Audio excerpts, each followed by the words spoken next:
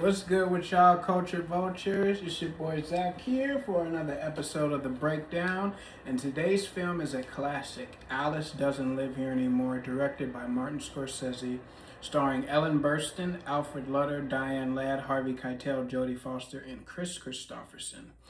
It follows a woman played by Ellen Burstyn, whose name is Alice Hyatt, and her husband tragically dies in a car accident, and she's living in New Mexico, and she is devastated by it. So she takes her son on a cross-country trip to try and get back to her hometown of Monterey and be a singer, but she's got to stop on the way there and work, stop at different places and work different places, and she wants to, get a job at like a bar, being a singer and stuff like that. And so she stops first in this place where I'm not exactly even sure it is. It might be New Mexico or Texas. But anyway, she ends up getting a job singing in a bar, and she meets this younger guy. She's 35, he's 27.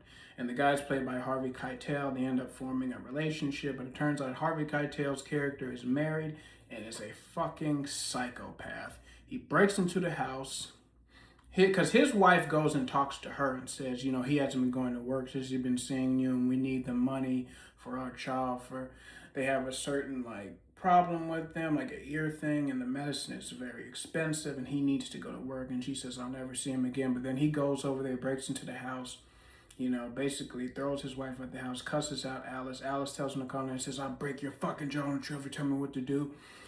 Destroys the whole place where they're staying at the hotel and shit like that. The son is terrified, says, I'll see you at 1:30. And the movie definitely turned into a Scorsese movie again at that point. I mean, you can tell it has the beats of a Scorsese movie all throughout it. If anybody that's a fan of Scorsese knows what I'm talking about. Just like the domestic disputes between the family. It's shot in a very intimate and very tense way that you really feel those moments. And then when he breaks into the house, breaks the glass and knocks over everything and is screaming and yelling and all in her face, and she's just crying and she's shaking. And then smartly, her and her son, they get the fuck out of there. And they end up in this place where she gets a job as a waitress in a diner, not singing, just waiting tables in a diner. And it's like a nice little place. Her son, he goes and takes guitar lessons. It's still the summertime, school hasn't started yet.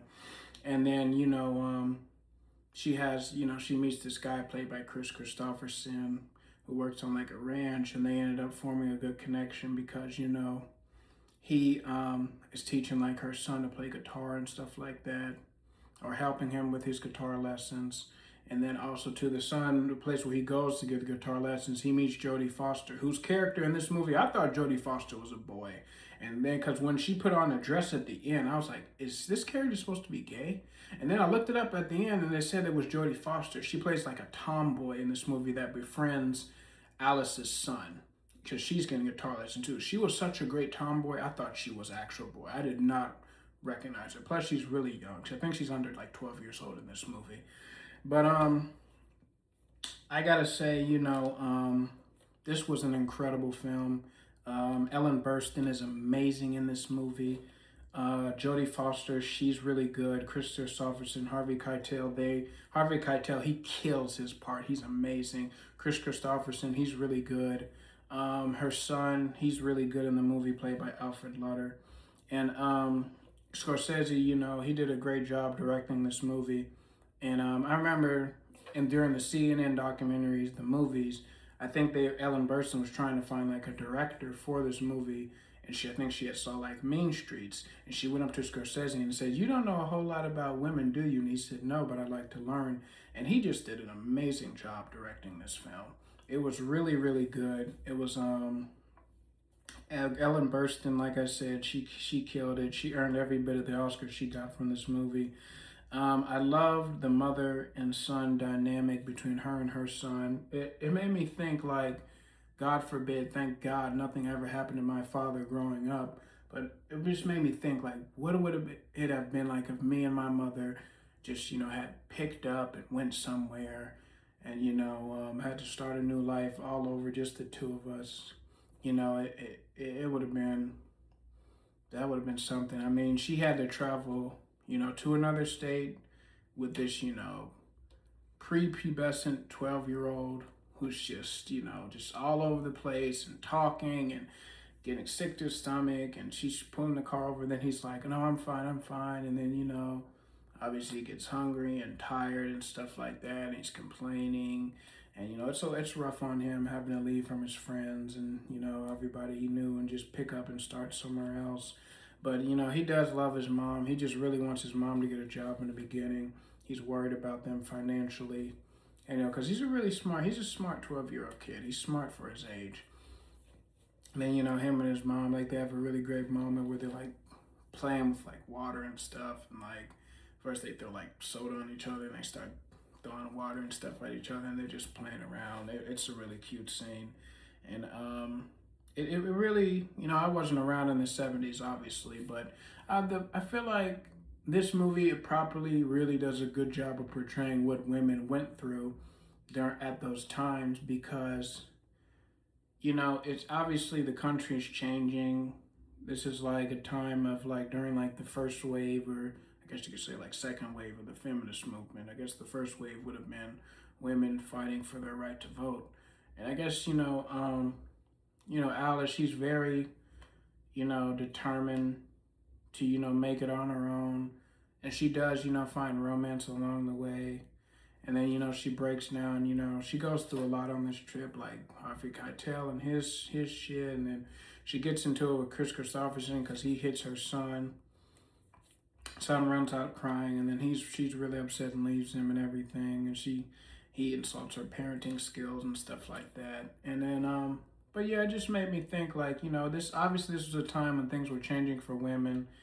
And, she's trying to, she's trying to be strong. She's getting dressed up. She wants to, she's trying to impress all these different men and stuff like that own these clubs and stuff like that. And, she's all out here by herself with her son. She has to protect him. She has to, get him in the car and, when they flee and run away and, think really quickly. And, she even, cries at the end to, she gets really close with another woman that works at the diner named Flo. And she says, I can't live without a man. But, I mean, she can, she just isn't really used to it. And, she does have men in her life that she meets along the way on the trip. But, it's just a struggle for her being, a single mother. It's not, obviously, it's not that she can't live without a man. It's just that, it's difficult for her. This is probably the first time really ever, she's a single mother. She's widowed. She's got this son that, she's trying to raise and take care of, while also pursue her dreams and her career and also provide for them financially and everything like that. They're living in like hotels and stuff like that. And, it was a really, really interesting portrayal and a really good and moving and touching portrayal of what women had to go through at that specific period in time. Because, Alice, she's not like in her teens or 20s either. She's 35 years old. And, like I said, this was the time of the next wave of the feminist movement. And, she's really, really trying, but she's struggling, but she's really trying to make the best of what she has. And shout out to all the single mothers out there, man, that have to go through that and take care of their children and, still pursue their career and their dreams. I salute them 100% because that's not easy. That's not an easy thing to do at all. And, just God bless all the single mothers out there, man. And, I know sometimes it could be hell on earth, but,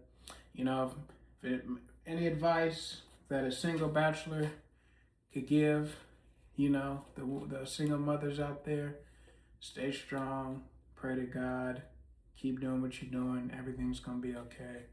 And to all the kids out there that got single moms, man, just love your mother with all your heart and soul, man, because I'm sure she's trying her absolute best. And yeah, obviously, it spawned a TV show called Alice. They actually made a TV series based upon this film called Alice. If you didn't know, now you know. Great younger Jodie Foster. One of her earlier roles, obviously, she would go on to work with Scorsese again in Taxi Driver. And yeah, great film. Really, really good. Very moving. Great performances. Um, Great comedy, romance, road trip, drama film. Absolutely loved it. And yeah, I hope that you all go watch it. I highly recommend it. 10 out of 10. It was, absolutely awesome. And as always, love, peace, soul.